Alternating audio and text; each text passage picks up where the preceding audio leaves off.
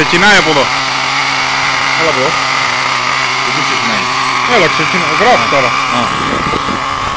Πάμε για drift 2. 2, ναι.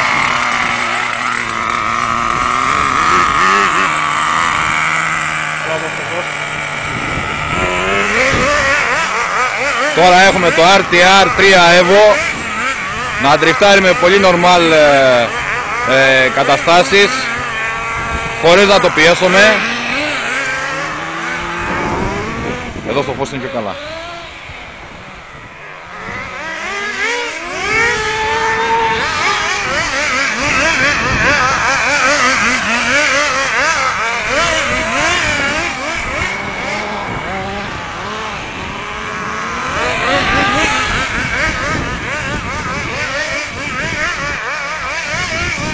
Με το drift control μπορούμε να κάνουμε τα πάντα. Αυτοί που λένε ότι τα θερμικά δεν τριφτάρουνε.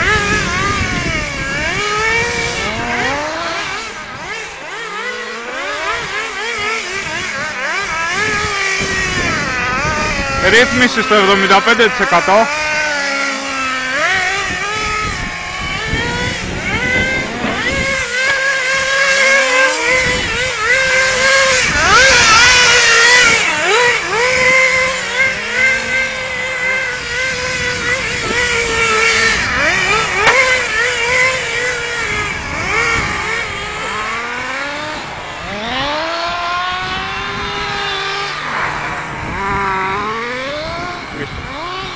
Περίμενε.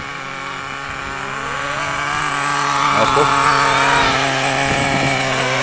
Όπως βλέπετε έχουμε ένα RTR 3 Evo Drift. Από εδώ πρέπει να τραβάμε. Για δώστε τώρα. Το οποίο είναι θερμικό και τριφτάρει πολύ άνετα με το drift control. Χωρίς κανένα πρόβλημα.